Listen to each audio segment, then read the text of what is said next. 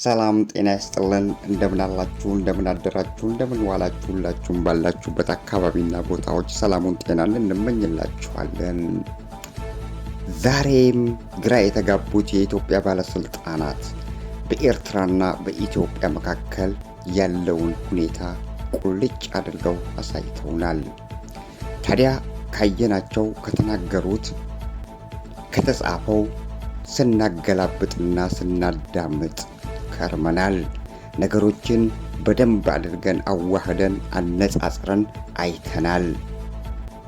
ታዲያ በመጨረሻ ላይ የደረስንበት ጉዳይ እሱን ዛሬ በሰፊው እናጫውታችኋለን። እውነት ኢትዮጵያ ከኤርትራ ላይ የምትፈልገው የአሰብ ወደብን ግልጋሎት ነው ወይስ ሌላ ዓላማ ነው ከጀርባው ያለው? የባለስልጣናቱ እብደት፣ የብልጽግና እብደት አንድ ላይ ተደማምሮ የሚጻፈው በአፍ የሚወራው ሁሉ ሌሎች ጉዳዮችን እንድዳሰስና ወደ ሌላ ትኩረታችንን እንድናደርግም አስገድደውናል። ስለዚህ መላቅጡ የጠፋው የኢትዮጵያ ፍላጎት ያንን በተመለከተ የወጡትን መረጃዎችን እናስደምጣችኋለን። ያየናቸውን፣ የሰማናቸውን፣ ያነበብናቸውን ሁሉ በአንድነት አጣምረን ዛሬ ይፋ እናደርግና እናጋልጣቸዋለን። ሐሳባቸው፣ ትኩረታቸው ከኤርትራ ላይ ያላቸው ፍላጎቱ ምንድን ነው የሚለውን በአጠቃላይ ጂኦግራፊካሊ፣ ፖለቲካሊ ይህንን ሁሉ በአንድነት አጣምረን እንገልጽላችኋለን። ጤና ይስጥልን። በድጋሚ እንደምናላችሁ ውድ አድማጭ ተከታታዮቻችን፣ ይህንን እውነታ ፈልቅቀን ስናወጣ ተገደን ነው፣ ፈልገን አይደለም። እውነቱን ሕዝብ ማወቅ አለበት ብለን ስላሰብን ነውና እናንተም እስከ መጨረሻው ከኛ ጋር ይሁኑና ሁኔታውን ከኛ ጋር ይከታተሉ እያልን እየጋበዝናችሁ አሁን በቀጥታ ወደ ፕሮግራሙ እናመራችኋለን።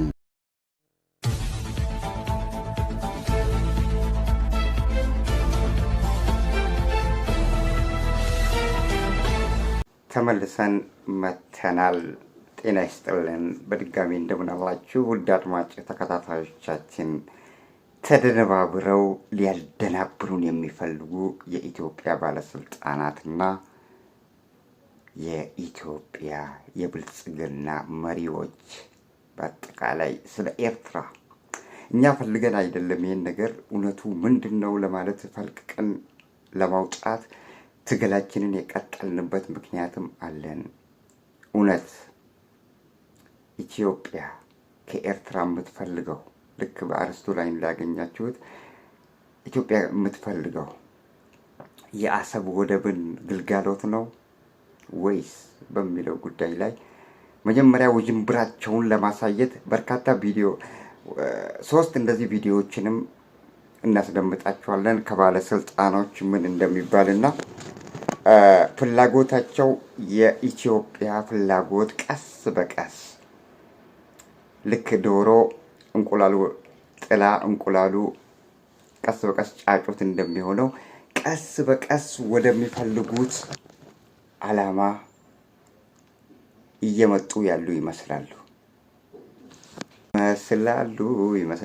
ያንንም ያልንበት ምክንያት አለን። ውድ አድማጭ ተከታታዮቻችን ዛሬ እስቲ በመጀመሪያ እሱ መጨረሻ ልናደርገውም ወደን ነበር። ነገር ግን የመጀመሪያውን እናድርገው እስቲ። የኢትዮጵያ አቋም የሚንጸባረቅበት ሆርን ሪቪው የተባለው በጽሁፍ በእንግሊዝኛ ቋንቋ ለዓለም ሕዝብ የሚጻፍና በዛ ላይ የአቋም መግለጫ ያወጡበትን ስለ ኤርትራና ኢትዮጵያ የሚዳስሱትን እስቲ እንይና ለግርምት እንመልከተውና ኢትዮጵያ በእውነት ከኤርትራ በአሁኑ ወቅት ላይ የምትፈልገው ፖርት አሰብ ግልጋሎትን ለመጠቀም ነው ወይስ የሚለውን እናነጻጽርና አብረን እናያለን። የባለስልጣናቶችንም ንግግራቸውን እናመጣና እናስደምጣቸዋለን፣ እናሳያቸዋለን። እውነቱን ፈልቅቀን ስናወጣ ግን በግርምት ትመለከቱታላችሁ። እስቲ አሁን በመጀመሪያ ይሄ ሆርን ሪቪው የተባለው የኢትዮጵያ አቋም የሚገለጽበት ትንተና በእንግሊዝኛ የተጻፈውን ወደ አማርኛ የተረጎምነውንም ጎን ለጎን በማድረግ እናሳያቸዋለን።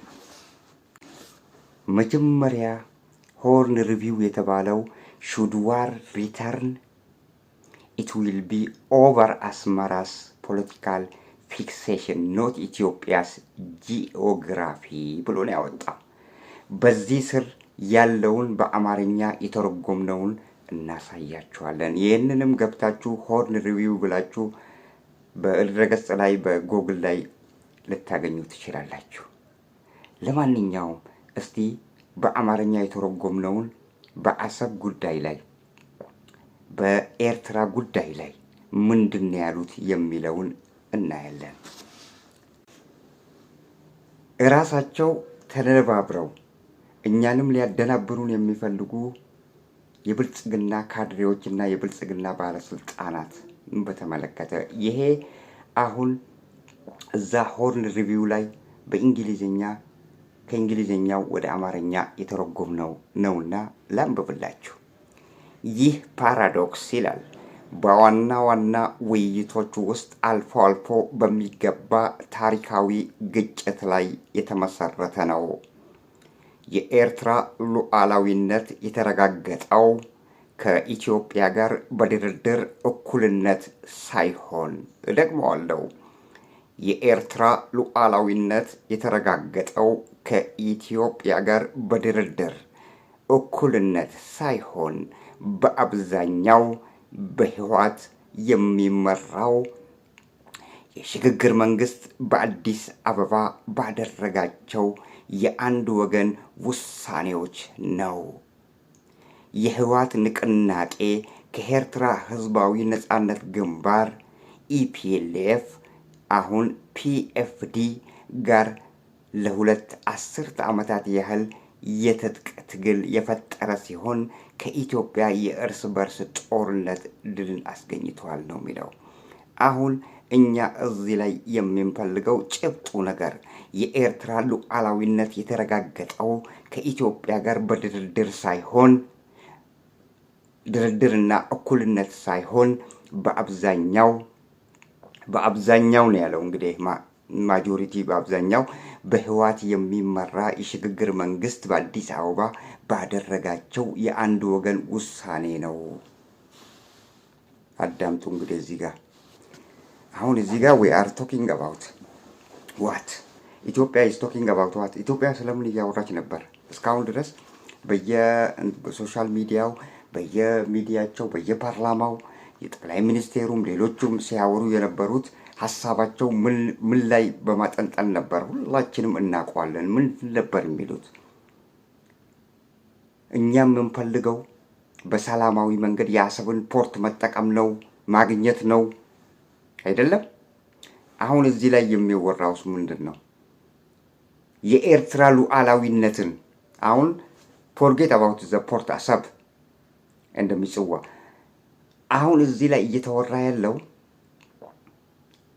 በወቅቱ ትግራይና የትግራይ ኢፒአርዲኤፍ እና የኤርትራው ነፃ አውጪ ግንባር ህግደፍ ወደ ኢትዮጵያ ደርግን አሸንፈው ወደ ኢትዮጵያ በሚገቡበት ወቅት ላይ በህወሓት አመራሮች በወቅቱ የነበሩት የሽግግር መንግስት ላይ ተቀምጠው ኤርትራን በራሳቸው ውሳኔ ለኤርትራ ህዝብ አስረክበዋል ነው የሚሉት። አሁን ስለ ወደብ ጉዳይ አይደለም፣ እዚህ ላይ ስለ ወደብ ጉዳይ እንርሳው። ስለዚህ ፍላጎታችን አሁን ላይ የአሰብን ፖርት መጠቀም ሳይሆን በሰላማዊ መንገድ እሱን ማግኘት ሳይሆን ኤርትራ እራሷ በህዋት ያለ ኢትዮጵያ ህዝብ ፍቃድ በአብዛኛው በራሳቸው ውሳኔ ለኤርትራኖች ያስረከቡት ሀገር ነች እየተባለ ነው። ታዲያ ለምንድነው ምታወናብሉንና ፖርት አሰብን ነው የምንፈልገው በሰላማዊ መንገድ ነው የምንፈልገው ምትሉን? ጦርነት ትፈልጋላችሁ። በአጠቃላይ ጦርነት የምትፈልጉትም ልክ በኃይለ ሥላሴ ወቅት ላይ የኃይለ ሥላሴ መንግስት የኤርትራን ፌዴሬሽን አድርጎ እንደቀላቀለው ያንንም እስቲ እናንብብላችሁ። ያንንም ያው አለሱም መጀመሪያ ላይ ከዚህ ቀደም በ1920ዎቹ መገባደጃ አካባቢ ላይ በወቅቱ የአገሪቱ መሪ አጼ ኃይለ ሥላሴ ዛኢላ የተባለችዋን የንግድ ቀጠና በዛሬዋ ሶማሌላንድ ስር ለማካተት ሞክረው ሳይሳካ ቀርቷል። ይቀጥላል። ወደ ጅቡቲና ኤርትራ ፊታቸውን በማዞርም የኛ ግዛት ናቸው በማለት ንግግር ማድረጋቸው ታሪክ ያስታውሰናል። ንጉሥ አጼ ኃይለ ሥላሴ በ1952 የኤርትራን ፌዴሬሽን ከኢትዮጵያ ጋር እንዲዋሃዱ በማድረግ በ1952 የኤርትራ ፌዴሬሽን ከኢትዮጵያ ጋር እንዲዋሃዱ በማድረግ በ1962 ደግሞ ኤርትራን ወደ ኢትዮጵያ ግዛት እንድትጠቃለል አድርገዋል። ይህ ድርጊት ያስቆጣቸው የኤርትራን የነጻነት ታጋዮች ደግሞ እንዲወለዱ አድርገዋል። ተገደው ወደ ጫካ የገቡት የተቆጡ ቆራጥ የኤርትራ ነጻነት ታጋዮች ተወልደዋል።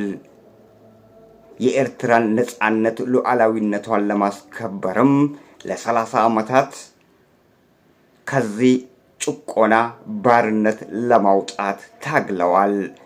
በኤርትራ ህዝባዊ ንቅናቄ ኤርትራ ሉዓላዊነቷን እንድታከብርም እነዚህ የተቆጡ ቆራጥ የኤርትራ የቁርጥ ቀን ልጆች ኤርትራን ሉዓላዊነቷን አስከብረዋል ነው የሚሉን። 1952 የኤርትራ ፌዴሬሽን ከኢትዮጵያ ጋር እንዲዋሃድ ያደረጉት ንጉሱ አጼ ኃይለ ሥላሴ መሆናቸው፣ በ1962 ደግሞ ኤርትራ ወደ ኢትዮጵያ ግዛት እንድትጠቃለል ማድረጋቸው ይሄ ታሪክ ቁልጭ አድርጎ ያሳየናል። ውድ አድማጭ ተከታታዮቻችን ታሪክን የዋልጆሽ ሄዶ ማየትና መመራመር መመልከት ለሁላችንም ጥቅም ይኖረዋል። እርስ በርሳችን የምንጋጭበት ሁኔታ አይፈጠርም። የኢትዮጵያ ባለስልጣናት ንግግራቸው ሁሉ በአንድ ሐሳብ ላይ የተመረኮዘ አይደለም። ገሚሱ ወደዛ ይሄዳል፣ ገሚሱ በተለይ በኤርትራ በፖርት አሰብ ጉዳይ መነሳት ከተጀመረ ጀምሮ የምንሰማቸውና የምናዳምጣቸው የምናያቸው ነገሮች ለየቅል ሆነውብናል። ወዴት ኢትዮጵያ ወዴት መሄድ እንደምትፈልግ እስከዛሬ ድረስ ግልጽ አውጥተው አልተናገሩም። አሁን ግልጽ አውጥተው ግን ተናግረዋል። ምንድን ነው ያሉት? ፖርት አሰብን ትተው አሁን በአቋም መግለጫቸው ላይ የኢትዮጵያ አቋም መግለጫ ነው እዛ ሆርን ሪቪው የተባለው እዛ ላይ የወጣው ነው። በእንግሊዝኛ ያያችሁት። ጦርነቱ ቢነሳ ምን እንደሚሆን መገመት አያዳግትም እንደተባለው ጠቅላይ ሚኒስቴሩ ይህንን አምፕሊፋይ አድርገው በተደጋጋሚ ሲያወሩት እንደነበረው ፖርት አሰብን አይደለም ፍላጎታቸው። አለመሆኑን ደግሞ ሁለት ቪዲዮዎች አሉ። በዛ በሁለት ቪዲዮዎች እውነቱን አጋልጠን እናሳያችኋለን። አሁን ግን በዚህ ላይ እስቲ ሐሳቡን እንጨርስና ወደዛ እንጓዛለን። አሁን ምንድነው 1952 የኢትዮጵያ ፌዴሬሽን እንድትሆን ኃይለ ሥላሴ አድርገው 62 ላይ ደግሞ አዋሃዷት ኤሪትሪያን ከኢትዮጵያ ጋር።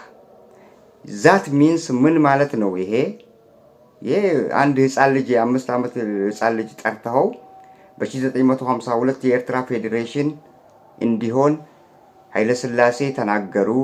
ተመልሰው በ1962 ደግሞ ኤርትራን ወደ ኢትዮጵያ ግዛት ቀላቀሉ ብለ ለአንድ ህፃን ልጅ ብትነግረው he will tell you ምንድነው የሚል? አው መጀመሪያ ኤርትራ የተባለች ሀገር በኢትዮጵያ ፌዴሬሽን ስር በኢትዮጵያ ግዛት ስር አልነበረችም ብሎ ነው የሚነግርህ። ምክንያቱም የተጻፈና ታሪክ የመዘገበውን ነው ያነበብንላችሁና ኤርትራ መጀመሪያም በኢትዮጵያ ስር አልነበረችም ነው የሚያሳየን ታሪክ ነው ይሄ።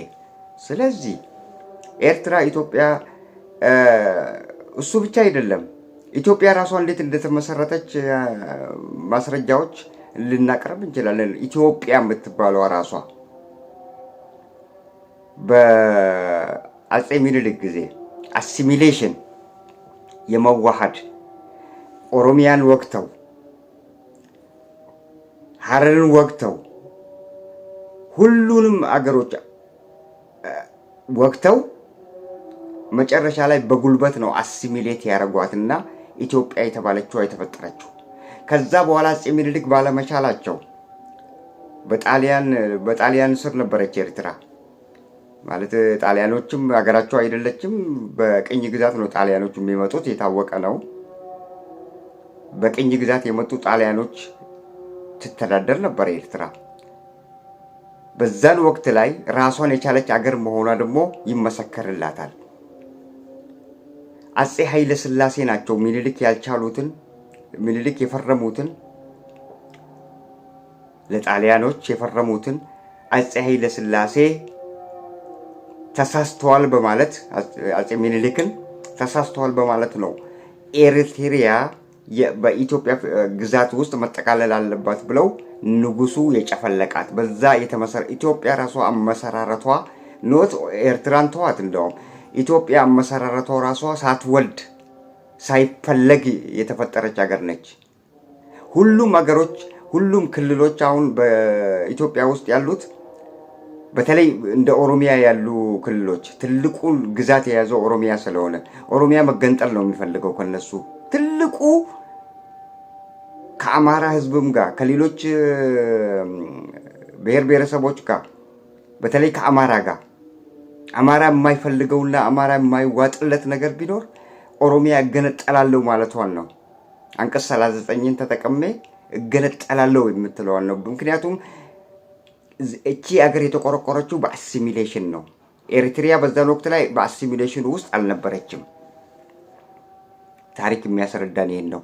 አሁን በ1962 ነው በፌዴሬሽን በ52 ኃይለ ሥላሴ በፌዴሬሽን አውጀው በ1962 ደግሞ በጉልበት ኤርትራ ወደ ኢትዮጵያ እንድትዋሃድ አደረጉ።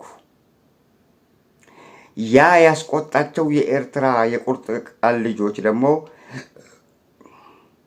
ህዝባዊ ግንባርን ፈጠሩና ጫካ ገቡ። በዛ ምክንያት በጦርነት ኤርትራን ለ30 ዓመት ከተዋጉ በኋላ ኤርትራን ሉዓላዊነቷን እንድታስከብር አደረጉ ማለት ነው። የሞተው ሞቶ ጀግኖች ያልቀው ከብዙ ውጣ ውረዶች በኋላ ኤርትራ በዓለም አቀፉ ማህበረሰብ ዘንድ በ1991 አካባቢ አይ ቲንክ ይመስለኛል በሪፈረንደም ምክንያቱም የዓለም ህዝብ የዓለም ሀያላን ሀገራት ኤርትራ አመሰራረቷንም ስለሚያውቁ የኢትዮጵያ ግዛት እንዴት እንደሆነችም ታሪክ አገላብጠው የታሪክ መዝገብ በእጃቸው ስላለ የጣሊያን መንግስትም ስለሚያቅ ነው ሪፈረንደም ተቀምጠው ሉዓላዊነቷን እንድትጎናጸፍ የፈቀዱላትና የዓለም አቀፉ ማህበረሰብ እውቅና ሰጥቷት እንደዛ ሉዓላዊነቷን አስከብራ የኖረች ያለች አገር ነች። አሁን ያቺ ሶማሌላንድ ላይ የተገለጠነችዋን እስቲ ያቺ ሀገር የሶማሊያ ክልል ናት። ስትገነጠል የዓለም ህዝብ እውቅና አልሰጥሽ አላት።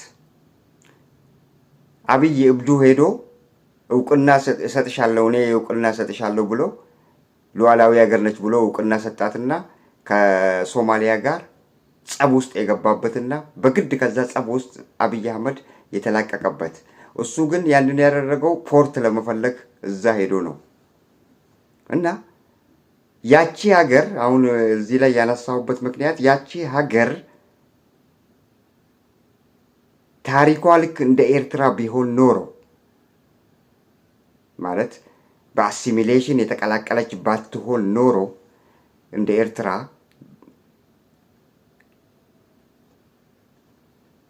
ሉዓላዊነቷ እንዲከበር የዓለሙ መንግስታት የዓለም አቀፉ ማህበረሰብ ይፈቅዱላት ነበር። ያልተፈቀደው ለምንድን ነው? መጀመሪያም የሶማሌ አካል ነበረች በጥንትም ስትፈጠርም። ኤርትራ ግን ስትፈጠርም የኢትዮጵያ አካል አልነበረችም። ያንን ነው ታሪኩ የሚያሳየን። እና በአሁኑ ወቅት ላይ እና አብይ አህመድስ የሚፈልጉት ነገር ምንድን ነው? በእውነት አሁን ይህንን ያነሳውበት ምክንያት አለኝ። በእውነት ፖርት አሰብን እየፈለጉ ነው?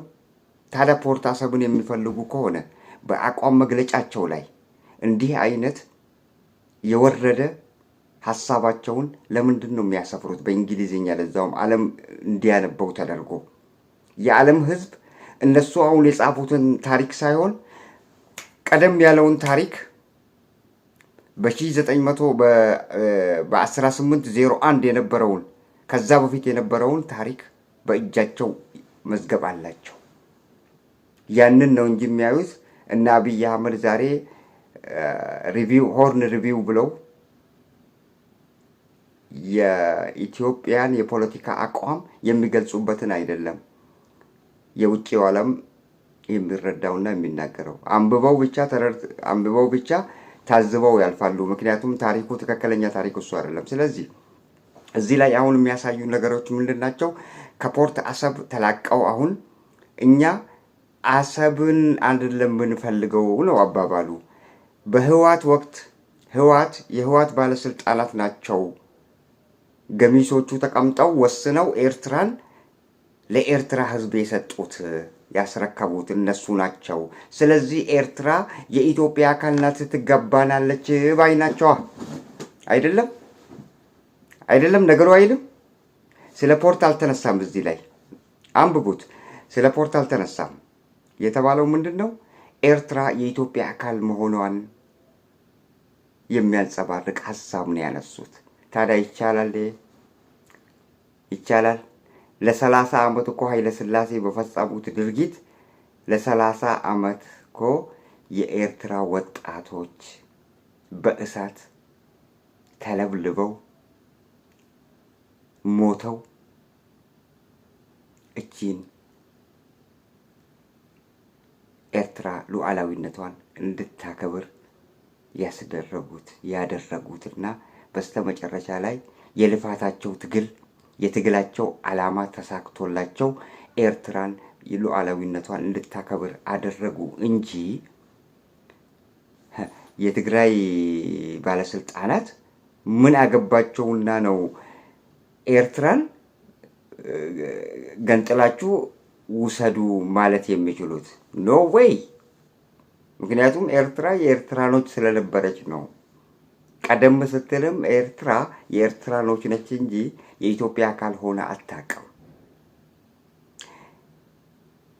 የኢትዮጵያ ብልጽግና አመራሮች ግን በድሮ ያረጀ አስተሳሰብ ይዞ ነው ብቅ ያሉት። ስለዚህ አሁን ላይ ይሄ ታሪክ የሚያሳየን እነሱ ያቋም መግለጫቸው የሚያሳየን የአሰብን ወደብ ፍለጋ ሳይሆን የኢትዮጵያ የብልጽግና መሪ አሲሚሌሽን በፎርስ ለማድረግ ያሰበ ነው።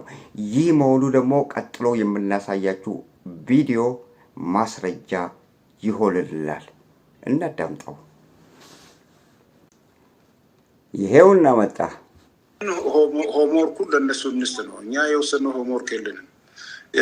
የምንጠይቀው ያላግባብ የተወሰደ እንትን አለ፣ የባህር በር ፍላጎት አለ። ይህም በጠመንጃ አፈሙዝ አንፈልግም።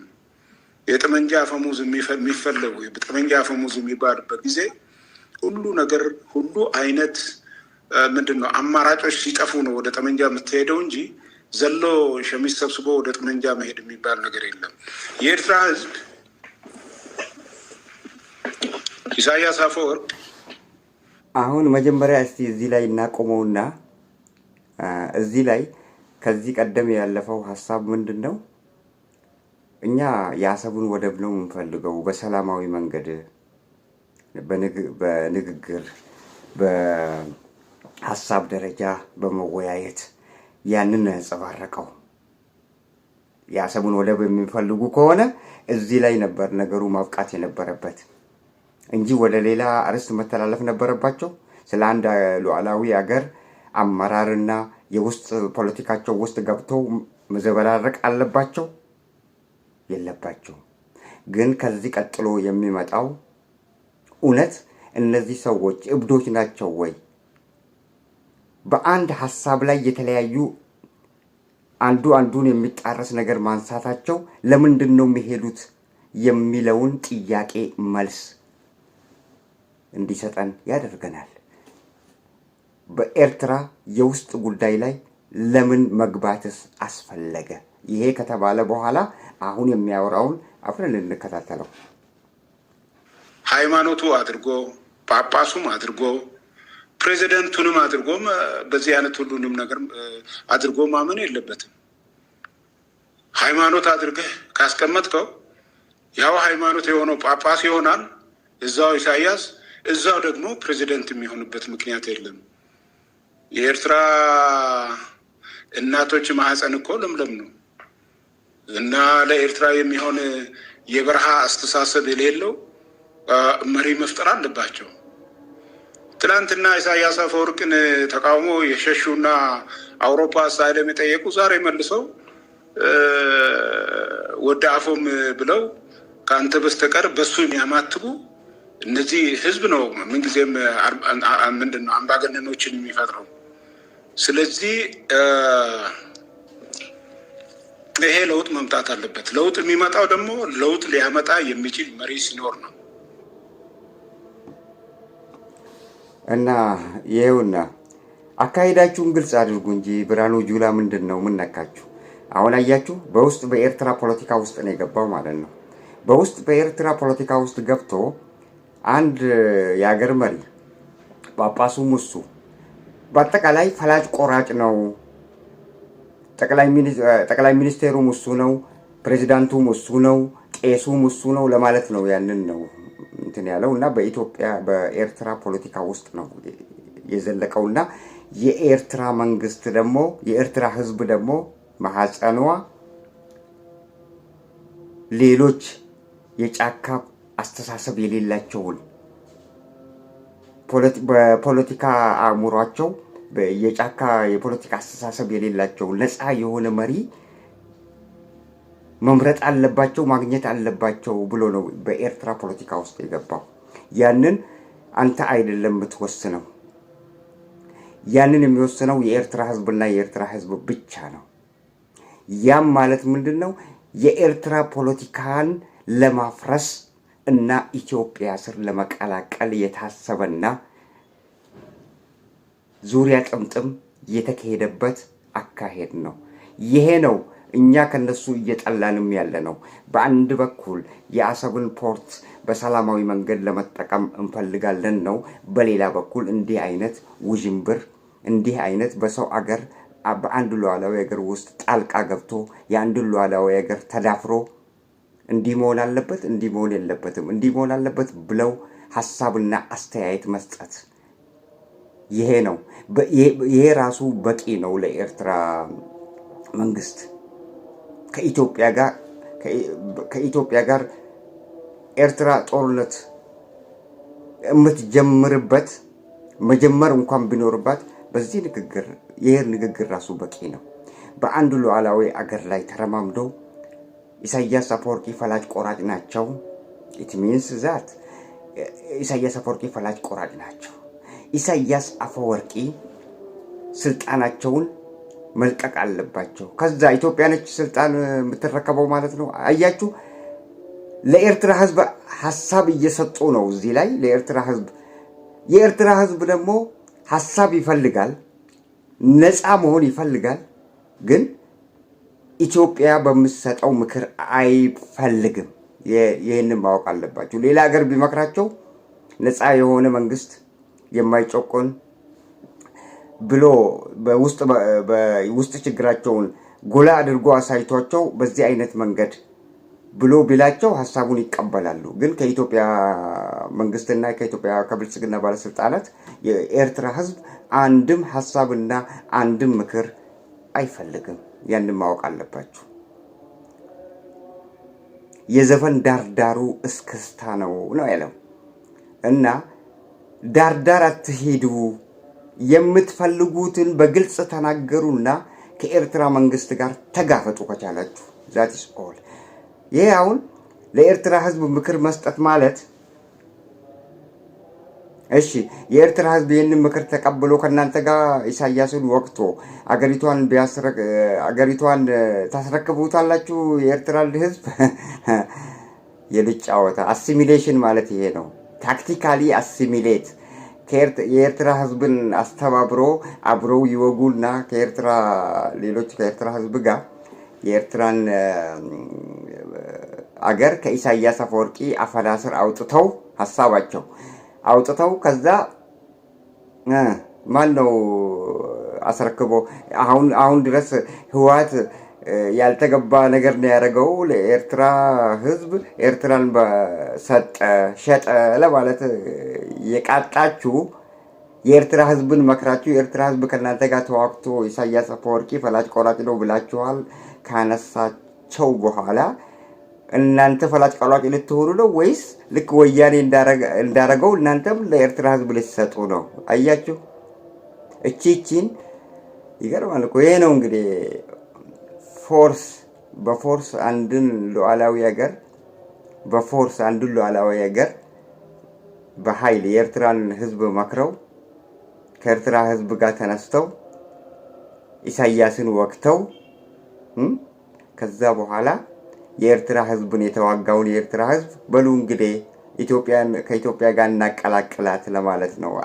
ታክቲካል አሲሚሌሽን ማለት ይሄ አይደለም ታዲያ ከአጼዎቹ ስርዓት እኛ የጠላ ነው። ይሄ አይደለም እንደ የኤርትራን ወጣቶች ጫካ ያስገባው? ይሄ አይደለም እንደ የኤርትራ መንግስት ከኢትዮጵያ የሚጠላው? ይሄ አይደለም እንደ የኤርትራ ህዝብ ከኢትዮጵያ የሚጠላው? ይሄ አይደለም እንደ ብልጽግናዎችን ኤርትራኖች የሚጠሉት?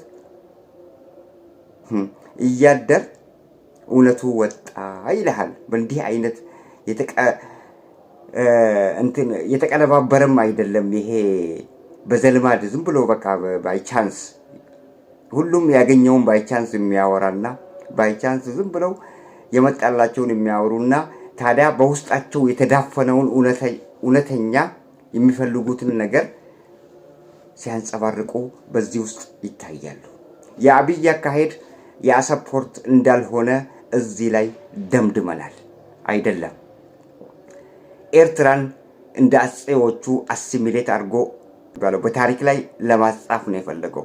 በአብይ ዘመን እኮ የትግራይ ወያኔ ባለስልጣናት ኤርትራን ለኤርትራኖች ከሰጡ በኋላ 30 ዓመት ቆይታ በኋላ ወይ 30 ምናምን ዓመት ቆይታ በኋላ አብይ የሚባል ፕሬዝዳንት ጠቅላይ ሚኒስቴር መጥቶ እንደገና ኤርትራን ወደ ኢትዮጵያ ቀላቀላት። እንደዛ አይነት ታሪክ ነው የሚፈልገው። ኖ that's not working. Go and read history of Eritrea and history of Ethiopia, how Ethiopia become the great Ethiopia of today? How Oromia, how Somali, how other assimilated together to be the true Ethiopia of today?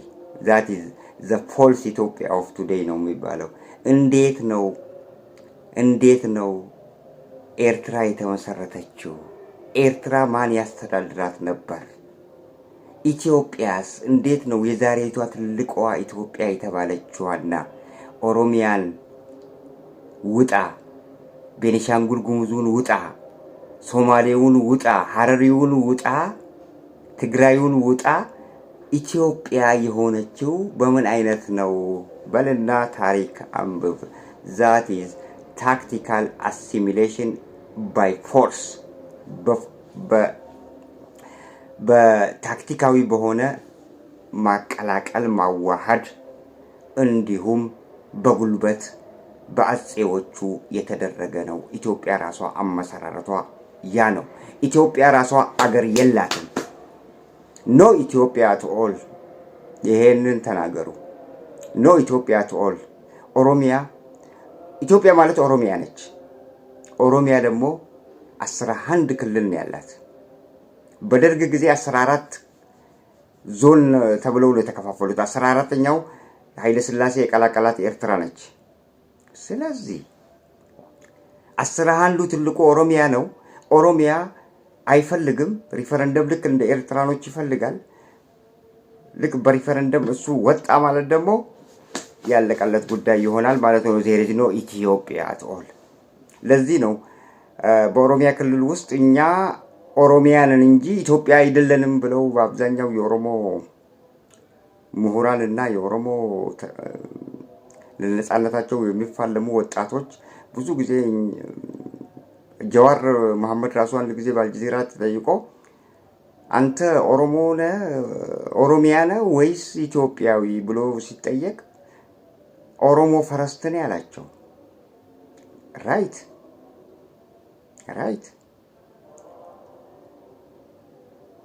ያን አፄ ኃይለ ሥላሴ ኤርትራን በቀላቀለበት ወቅት ላይም የኤርትራን ህዝብ ሄደ ብትጠይቅ ኢትዮጵያን ነው ወይስ ኤርትራ ፈረስት ነው የሚለው የኤርትራ ህዝብ።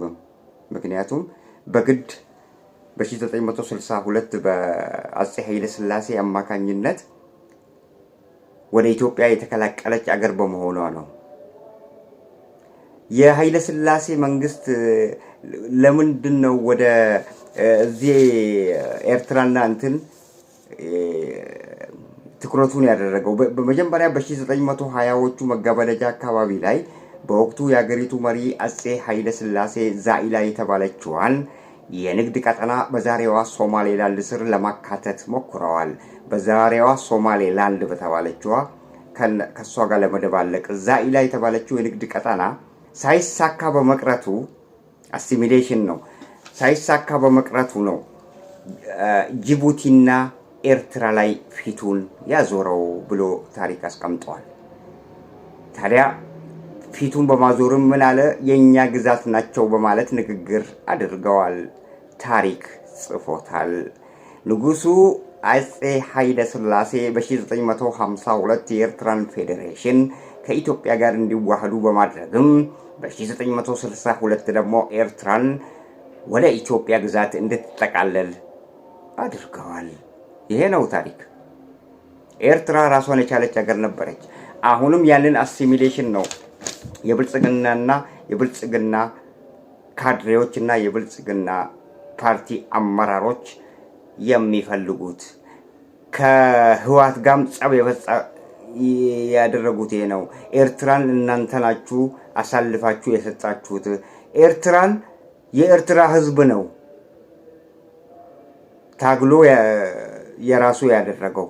የራሱ ነበረች።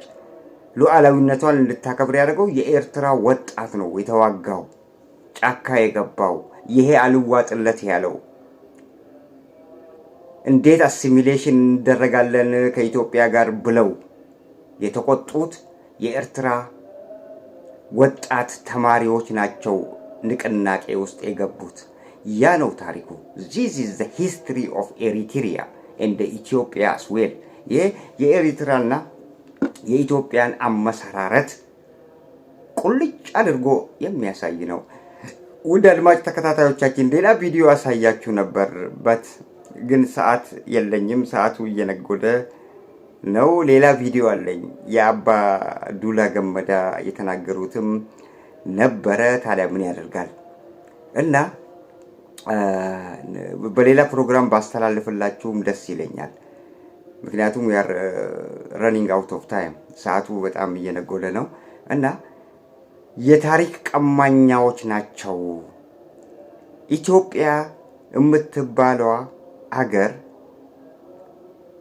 ኦሮሚያን፣ ሶማሌን ሁሉንም በፎርስ አሲሚሌት ካረጉ በኋላ የተሰጠ ስም ነበር። ከዛ ቀደም ያለው ሌላ ስም ነበር፣ አቢሲኒያ፣ ብዙ ስሞች ነበሩ። ታሪክ መዝገብ ስናገላብጥ ያገኘነውና ከተማርነው ያገኘነው ነው። በጣም የሚገርመው ነገር ደግሞ የአባዱላ መቅለል እዚህ ላይ ያሳያችሁ ነበረ። በሌላ ፕሮግራም አሻግርላችኋለሁ። አባዱላ ሲቀሉ ታይተዋል በኤርትራ ጉዳይ ላይ እና በጣም የሚገርመው ነገር የኢትዮጵያ ፍላጎት ፖርት አሰብ እንዳልሆነ የኤርትራ ሕዝብም ማወቅ አለበት፣ የኢትዮጵያ ሕዝብም ማወቅ አለበት። በተለይ የብልጽግናዎች አካሄድ ፖርት አሰብን አይደለም የሚፈልጉት፣ ኦር ምጽዋን አይደለም የሚፈልጉት። እነሱ የሚፈልጉት አሲሚሌሽን፣ ኤርትራን ልክ ኃይለ ሥላሴ እንዳረጉት በፌዴሬሽን ከዛ በኋላ ደግሞ ወደ ኢትዮጵያ መቀላቀል ነው ሐሳባቸው። ታዲያ እሱ ይሳካል? ተጋለጣችሁ ብለናችኋል። እኛም ውድ አድማጭ ተከታታዮቻችን ያው መጋለጣቸውን አሳይተናችኋል። ይሄ ነው የታሪክ ቶርች ለማድረግ የሚሞክሩት፣ የታሪክን የአንድን ሀገር ታሪክ ለመቀማት የሚያደርጉት መፍጨርጨር የሚያሳየን ይሄ ነው። ታዲያ ታሪክ ንገሯቸው። ኤርትራኖችም ዝም አትበሉ፣ እውነተኛውን ታሪክ ንገሯቸው። ያቺ ኢትዮጵያ የተመሰረተችው አመሰራረቷን በአሲሚሌሽን በፎርስ ወግተው የኦሮሚያ ክልል ያስተዳድር የነበረውን ቤጌምድር ሁሉንም አንድ በአንድ ወቅተው ነው በአንድነት ጨፍልቀው ኢትዮጵያ ብለው የሰየሙት እንጂ ኢትዮጵያ የምትባል አገርም አልነበረችም። እነሱ ኤርትራ የኢትዮጵያ አካል ነች ብለው የሚናገሩና ከእናንተ ጋር ጦርነት እንኳን የሚከፍቱ ከሆነ ኢትዮጵያ የምትባለው አገር ራሱ የለችም በሉና ንገሯቸው። ኖ ኢትዮጵያ የለችም። ኢትዮጵያ ራሱ የተመሰረተችው በአፄዎቹ ኃይል ነው። ስለዚህ ኖ ኢትዮጵያ አት ኦል። ኢትዮጵያ ኤርትራ የኢትዮጵያ አካል ነች ወይ? ኢትዮጵያ ራሷ የምትባል ሀገርም የለችም። ኦሮሚያ አለ፣ ሀረሪ አለ፣ ጋምቤላው አለ፣ ትግራይ አለ፣ ሶማሌው አለ፣ አፋሩ አለ። አፋሩ በኤርትራም ይኖራል፣ በኢትዮጵያም ይኖራል። ሰሞኑን አብይ አህመድ የታሪክን ቀማኛነት ሄዶ በአፋር ክልል ውስጥ የሚገኙትን አፋሮች አይደለም እንዴ አስታጥቆ እዛ ጅቡቲ የሚገኙም ወንድሞቻችሁ ናቸው፣ እዚህ ደግሞ ኤርትራ ውስጥ የሚገኙትም ወንድሞቻችሁ ስለሆነ እንዴት ከወንድሞቻችሁ ጋር አንድ መሬት አይኖራችሁም? ዛት ሚንስ በኤርትራ ውስጥ የሚኖሩት እስከዛ ፖርት አሰብ ድረስ ይደርሳሉ፣ ከዛም ትንሽ ያልፋሉ። ያንን ለማጠቃለል ያደረገውን ሙከራ አይታችኋል። እንደዛ ነው ያለው። በጅቡቲ በኩልም እስከ ፖርት ድረስ የሚሄደውን አፋር እኮ ነው ወደ ኢትዮጵያ ሁለት ፖርት ለማግኘት በአንድ ታክቲካቸው ጅቡቲም የኢትዮጵያ አካል ለማድረግ አይሳካም ብለናቸዋል። ይሄ ነው የተጋለጡበት ብልጽግናዎች ውስጥ ምስጢራቸው ያላወጡት ነገር ዛሬ ትንፍሽ ብለው በዛች በሆርን ሪቪው ላይ አጋልጠዋል። ራሳቸውን ከኤርትራ የሚፈልጉት የኤርትራን ወደብ አይደለም ብለናቸዋል። ተጋልጣችኋል ብለናቸዋል። ውድ አድማጭ ተከታታዮቻችን ለዛሬ ያሉን ፕሮግራሞች ይህንን ይመስላሉ። ስለተከታተላችሁን እጅጉን አድርገን እናመሰግናችኋለን። በሌላ ፕሮግራም እስከምንገናኝ ድረስ ቸር ያገናኘን እያልን እንለያችኋለን። ቻው።